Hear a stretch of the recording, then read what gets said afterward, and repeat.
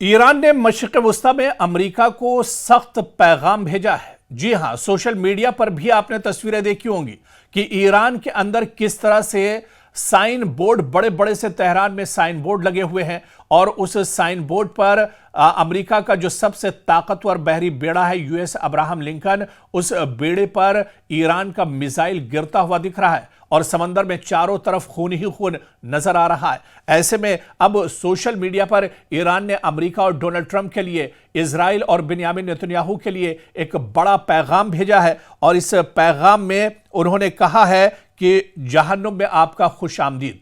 जी हां, यह पैगाम दरअसल भेजा गया है ईरान की तरफ से अमेरिका को लेकर, डोनाल्ड ट्रंप को लेकर और इजराइल और बेन्यामिन नेतन्याहू को लेकर। जैसे ही अमेरिका का जो सबसे ताकतवर बहरी बेड़ा है यूएस अब्राहम लिंकन खलीज फारस में लंगर डालता है और यहां पर आकर खड़ा होता है, उसके फौरन बाद सोशल मीडिया पर ईरान की तरफ से एक पैगाम आता है, एक सख्त मैसेज आता है कि जहन्नम में आपका खुशामदीद, जहन्नम में आपका इस्तकबाल है। इस तरह का सख्त मैसेज ईरान की तरफ से भेजा गया है। तो ईरान का अमेरिका और इजराइल को दरअसल ये इब्रानी जबान, जो ईरान में जबान इस्तेमाल की जाती है, इब्रानी जबान में बाकायदा ये ट्वीट किया गया है। अमरीकी बहरी बेड़े को निशाना बनाने की तस्वीर एक्स पर पोस्ट की गई है और इसको अपलोड करके बाकायदा सोशल मीडिया पर यह लिखा गया है कि जहन्नम में खुश आमदीद।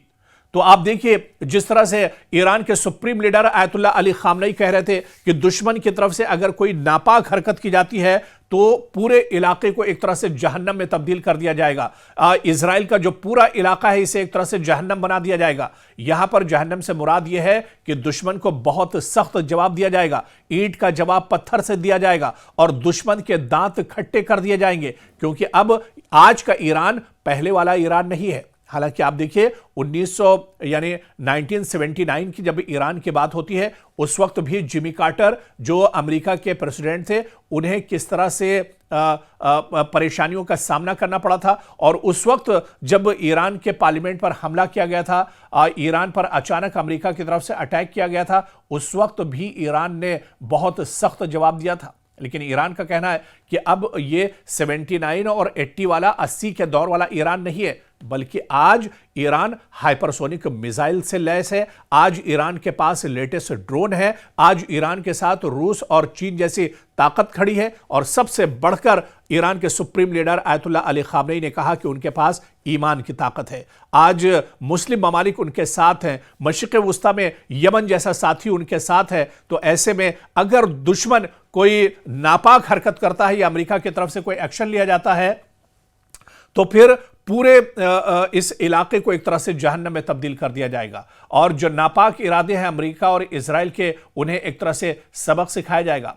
और शायद यही वजह है कि डोनाल्ड ट्रंप बार बार बयान तो दे रहे हैं लेकिन हमला करने की अभी तक उन्होंने कोशिश नहीं की है। अभी तक साफ साफ अल्फाज में यह नहीं कहा गया डोनाल्ड ट्रंप की तरफ से कि वो हमला करेंगे, क्योंकि ईरान पर हमला करने के बाद किस तरह से इजराइल को जवाब मिला था, वो पिछले दिनों की 12 दिनों की जो जंग है वो एक तरह से बताती है और इजराइल को बहुत अच्छे से सबक मिल चुका है इससे पहले। इसी वजह से डोनाल्ड ट्रंप भी हमला करने से पहले अब सोच रहे हैं कि किस तरह से कदम उठाया जाए, किस तरह से। अब्राहम लिंकन खलीज फारस जरूर पहुंच चुका है, B-2 बम्बर भले ही तैयार है या F-35 अमेरिका का भले ही एक तरह से उस पर पायलट बैठ चुके हैं और सिर्फ अगर जरूरत है तो डोनाल्ड ट्रंप के इशारे की जरूरत है। लेकिन डोनाल्ड ट्रंप आखिर इशारा क्यों नहीं कर पा रहे? उसके पीछे दरअसल कई चीजें हैं जो इससे पहले भी हम आपको बहुत तफसील में बता चुके हैं कि एक तो मशरिक़ वुस्ता में सियासी हालात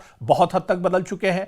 आलमी मंजरनामे पर नजर दौड़ाएं तो यहां पर भी हालात बदले हुए हैं। रूस ने सीधे सीधे, पुतिन ने कह दिया है कि अमेरिका पर अगर बिला वजह अमेरिका हमला करता है तो फिर वो इस पर सोचने पर मजबूर होंगे। चीन लगातार ईरान की मदद कर रहा है और चीन ने भी कहा है कि अगर ईरान पर हमला होता है तो फिर इस पर एक तरह से गौर करना पड़ेगा इन हालात पर।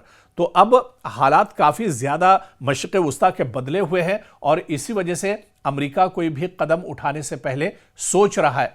हालांकि अमेरिका और इजराइल के बीच में लगातार बैठकों का दौर चल रहा है। बिन्यामिन नेतन्याहू और डोनाल्ड ट्रंप लगातार बैठकें कर रहे हैं, लगातार फोन पर उनकी बातचीत हो रही है, लेकिन एक डर और खौफ इन बड़ी ताकतों के बीच में, जो अपने आप को सुपर पावर कहते हैं, जिनके पास लेटेस्ट हथियार हैं, जिनके पास B-2 बम्बर है, जिनके पास USS अब्राहम लिंकन जैसा सबसे मजबूत बहरी बेड़ा है, लेकिन फिर भी यह हमला नहीं कर पा रहे हैं, क्योंकि इसकी कई वजह बताई जा रही हैं। और फिर ईरान की तरफ से जो बयान आया है, ईरान के सुप्रीम लीडर की तरफ से जो बयान आया है, ईरान के आर्मी चीफ की तरफ से जो बयान आया है, उन्होंने कहा है कि दुश्मन अगर इस बार कोई गलती करता है तो उसे बहुत बड़ा खमियाजा भुगतना होगा मशरिक़ वुस्ता में। और शायद इसी वजह से अमेरिका या इजराइल कोई कदम उठाने से पहले 10 बार सोच रहे हैं, इस पर गौर व फिक्र कर रहे हैं। अब्राहम लिंकन भले ही खलीज फारस में आकर